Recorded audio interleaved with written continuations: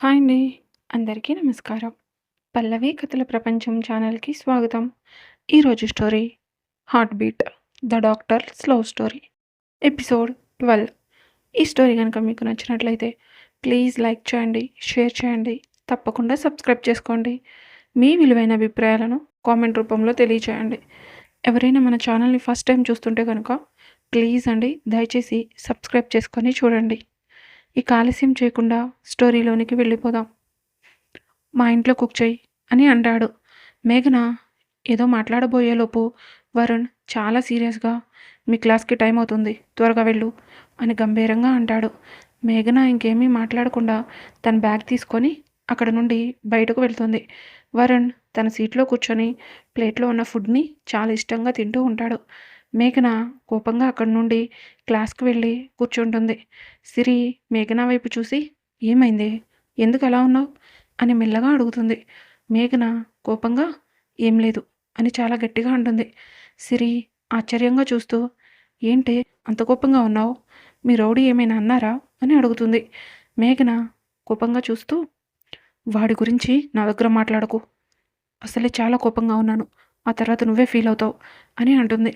Class complete అయిపోవడంతో మేఘన కిందకు వచ్చి సిరి వైపు చూస్తూ సిరి నాకు చాలా చిరాగ్గా ఉంది, ఎక్కడికైనా వెళ్దామా అని అడుగుతుంది.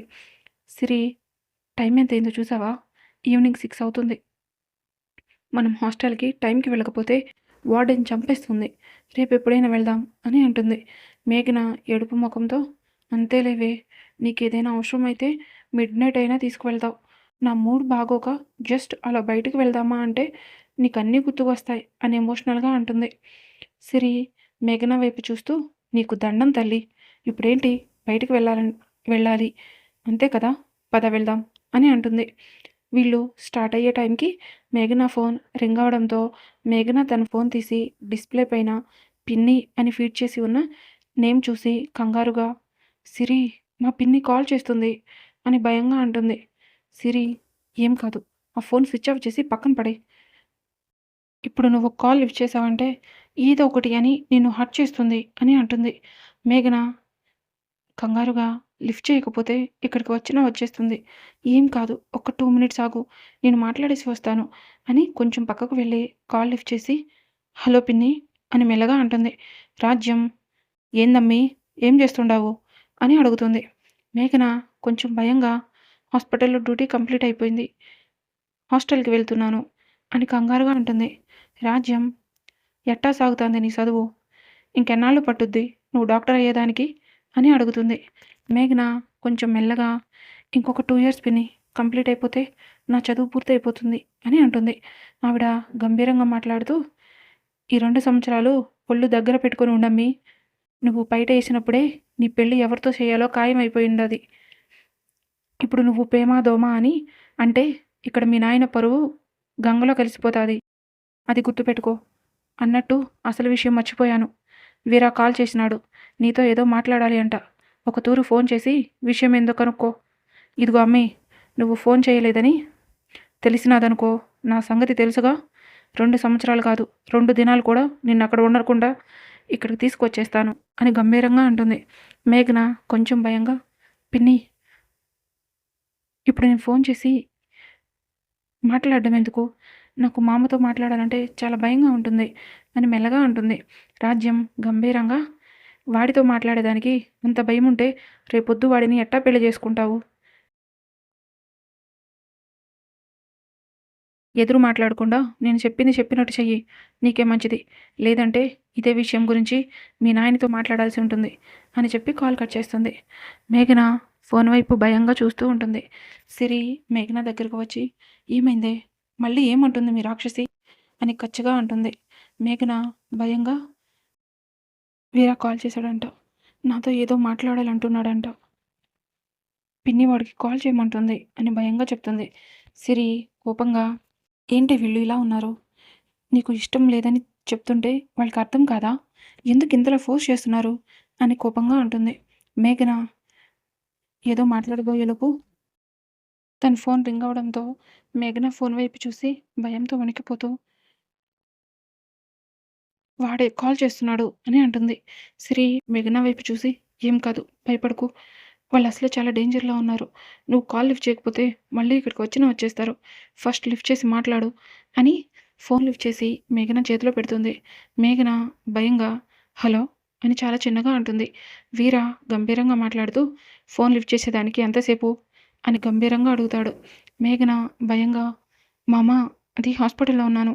అందుకే ఫోన్ లిఫ్ట్ చేయడానికి కొంచెం టైం పట్టింది అని మెల్లగా అంటుంది. వీర కోపంగా ఇదేమైనా బాగుండదా నీకు? చక్కగా పెళ్లి చేసుకోమంటే, కాదు పట్నం పోయి చదవాలి అన్నావు.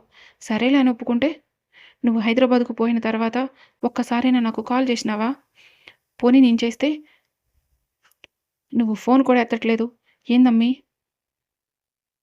ఆడెవరినైనా తగులుకున్నావా ఏంది? అని అడుగుతాడు. మేఘన కోపంగా మామ కొంచెం జాగ్రత్తగా మాట్లాడు అని అంటుంది. వీర గట్టిగా నవ్వుతూ అంత కోపం వచ్చిందంటే అట్టాంటి పని ఏమీ చేసినట్టు లేవులే. పొరపాటున కూడా ఎవరినైనా ప్రేమ, దోమ అని తగులుకున్నావనుకో నిన్నేమీ చేయను. నీతో ఉన్నవాడిని అక్కడే చంపేసి వాడి శవం మీద నీకు తాళి కడతాను అని గంభీరంగా అంటాడు. వీర నేనిప్పుడు హైదరాబాద్‌లోనే ఉన్నాను. రేపు ఉదయం మీ హాస్పిటల్ కాడికి వస్తా. కుంటి సాకులు చెప్పకుండా హాస్పిటల్ బయటకు వచ్చి కలువు అని చెప్పి కాల్ కట్ చేస్తాడు. మేఘన భయంగా చూస్తూ ఇక్కడే ఉన్నాడంట. రేపు హాస్పిటల్ దగ్గరికి వస్తాను అంటున్నాడు అని ఏడుస్తూ చెప్తుంది. సిరి మేఘనాని ఓదార్చి ఏం కాదు. నువ్వేం టెన్షన్ పడకు. మనం ఏదో ఒకటి ఆలోచించి వాడిక్కడికి రాకుండా ఆపేద్దాం. నువ్వు కొంచెం ప్రశాంతంగా ఉండు అని చెప్పి మేఘనాని తీసుకొని హాస్టల్‌కి వెళ్ళడానికి తన స్కూటీ దగ్గరకు వెళ్తుంది. వరుణ్ పార్కింగ్ దగ్గర ఉన్న మేఘనాని చూసి ఇక్కడేం చేస్తున్నావు అని గంభీరంగా అడుగుతాడు. మేఘన కొంచెం మెల్లగా మాట్లాడుతూ సిరి స్కూటీ తీసుకురావడానికి వెళ్ళింది సార్. అందుకే ఇక్కడ వెయిట్ చేస్తున్నాను అని అంటుంది. సిరి కూడా స్కూటీ తీసుకొని వీళ్ళిద్దరి దగ్గరికి రావడంతో వరుణ్ సిరి వైపు చూస్తూ నువ్వు హాస్టల్‌కి వెళ్ళిపో అని గంభీరంగా అంటాడు. మేఘన కంగారుగా తను ఒక్కటే వెళ్ళిపోతే నేనెలా వెళ్ళాలి అని అడుగుతుంది. వరుణ్ మేఘన వైపు చూస్తూ నువ్విప్పుడు నా ఫ్రెండ్‌వి కదా! నేను షాపింగ్‌కి వెళ్ళాలి. నువ్వు కూడా నాతో పాటు రా అని పిలుస్తాడు. మేఘన భయంగా చూస్తూ సార్ ఇప్పుడు టైం ఎంతయిందో తెలుసా? ఈ టైంలో నేను మీతో ఎలా వస్తాను? అని అంటుంది. వరుణ్ కోపంగా చూస్తూ ఇప్పుడేమీ మిడ్ నైట్ అవ్వలేదు. నువ్వు నాతో రావడానికి భయపడడానికి జస్ట్ 7 అవుతుందంతే. నేను షాపింగ్ చాలా త్వరగా చేసేస్తాను.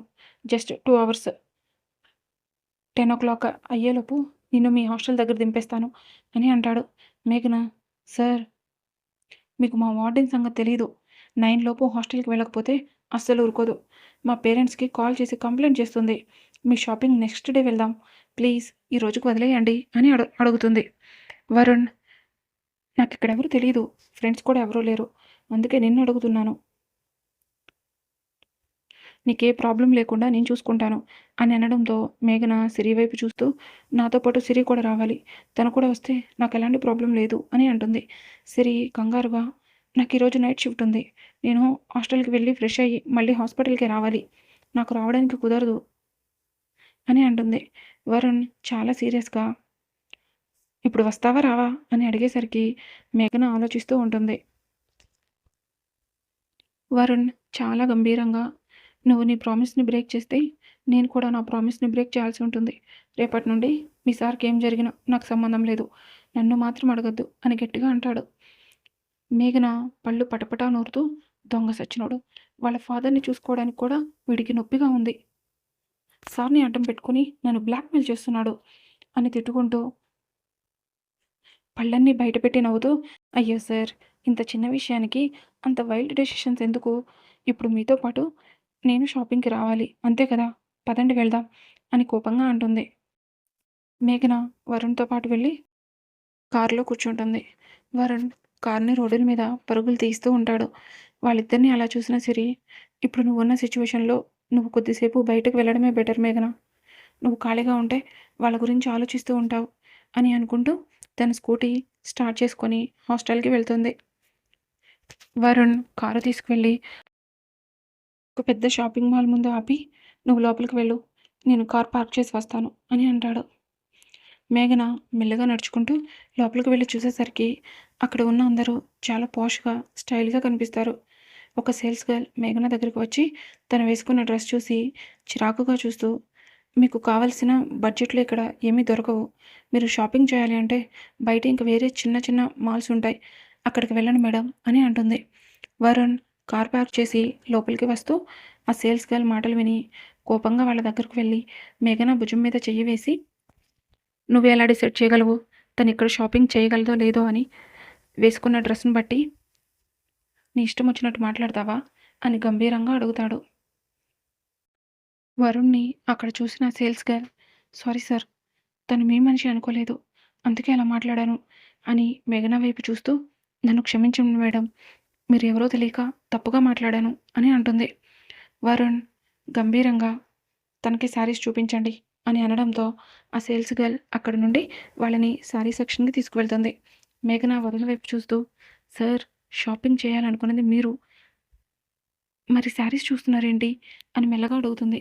వరుణ్ చాలా యాటిట్యూడ్గా, నేను ఇక్కడికి వచ్చింది శారీస్ కొనడానికి. రేపు ఊరు నుండి మీ రేఖ మేడం వాళ్ళ అన్నయ్య కూతురు వస్తుందంట. నువ్వెటు రిలేషన్షిప్కి ఒప్పుకోవడం లేదు కదా, అందుకే తన్నైనా లైన్లో పెట్టుకుందామని ట్రై చేసుకుంటున్నా. అందుకే శారీ ఇచ్చి ఇంప్రెస్ చేద్దామని షాపింగ్కి వచ్చాను అని అంటాడు. మేఘన కోపంగా చూస్తూ, దొంగ సచ్చినోడా, చూసిన ఎవరిని వదలవారా నువ్వు? రిలేషన్షిప్ అని నా వెనకే తిరిగావు. ఇప్పుడు వేరే ఎవరో వస్తున్నారని కనీసం ఆ అమ్మాయి ఫేస్ కూడా చూడకుండా తన కోసం షాపింగ్ చేయడానికి వచ్చావా?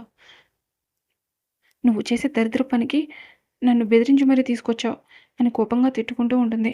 వరుణ్ మేఘన ఫేస్ మీద చిటిక వేసి, నన్ను లోపల తిట్టుకుంది చాలు కానీ ఈసారి తీసుకువెళ్ళి ట్రై చేసిరా అని అంటాడు. మేఘన కోపంగా చూస్తూ, సార్, మీరు ఎవరి కోసమో శారీ తీసుకుంటే దాన్ని నేను ట్రై చేయడం ఏంటి? మీకు నచ్చితే ప్యాక్ చేయించండి, వెళ్ళిపోదాం అని అంటుంది. వరుణ్ కోపంగా చూస్తూ, శారీ ఎలా ఉంటుందో తెలియకుండా ఎలా ప్యాక్ చేయించమంటావు? అస్సలే తనని ఫస్ట్ టైం కలుస్తున్నాను. తను ఇంప్రెస్ అయ్యే విధంగా ఉండాలి కదా, అందుకే నువ్వు ఈ శారీ కట్టుకుని వస్తే ఎలా ఉందో చూసి అప్పుడు తీసుకుంటాను అని అంటాడు. మేఘన తన తల బాదుకుంటూ, నాకేంటి కర్మ అని అనుకుంటూ పైకి నవ్వుతూ ఆ చీర తీసుకొని, మీరు ట్రయల్ రూమ్ బయట వెయిట్ చేస్తూ ఉండండి, నేను వెళ్ళి 5 మినిట్స్లో వస్తాను అని అక్కడి నుండి రూమ్లోనికి వెళ్తుంది. మేఘన శారీని నీట్గా కట్టుకొని మెల్లగా నడుచుకుంటూ డోర్ ఓపెన్ చేసి బయటకు వచ్చి విరాట్ ఎదురుగా నుంచుంటుంది. ఎలా ఉంది అని కళ్ళు ఎగరేసి అడుగుతుంది. మేఘనాని ఆ శారీలో చూసిన వరుణ్ అలాగే ఫ్రీజ్ అయిపోయి మేఘన వైపే చూస్తూ ఉంటాడు. మేఘన, సార్, ఎలా ఉంది అని కొంచెం గట్టిగా అడుగుతుంది. వరుణ్ తన 2 చేతులతో సూపర్ అని చూపిస్తూ లుక్ మూమెంట్ చేసి చెప్తాడు. మేఘన చిన్నగా నవ్వుకొని పక్కకు తిరిగేసరికి అక్కడ వీరా కనిపించడంతో భయంగా అలానే చూస్తూ ఉంటుంది.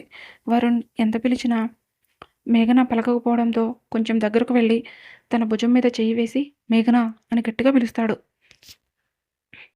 వీర తన మనుషులతో మాట్లాడుతూ మేఘన ఉన్న వైపు నడుచుకుంటూ వస్తాడు. వీర రావడం గమనించిన మేఘన కంగారుగా చూస్తూ వరుణ్ చేయి పట్టుకొని స్పీడ్గా పరిగెడుతూ ట్రయల్ రూమ్లోనికి వెళ్ళి డోర్ పెడుతుంది. వరుణ్ ఆశ్చర్యంగా మేఘన వైపు చూస్తూ ఏమైంది అని గట్టిగా అడుగుతాడు. మేఘన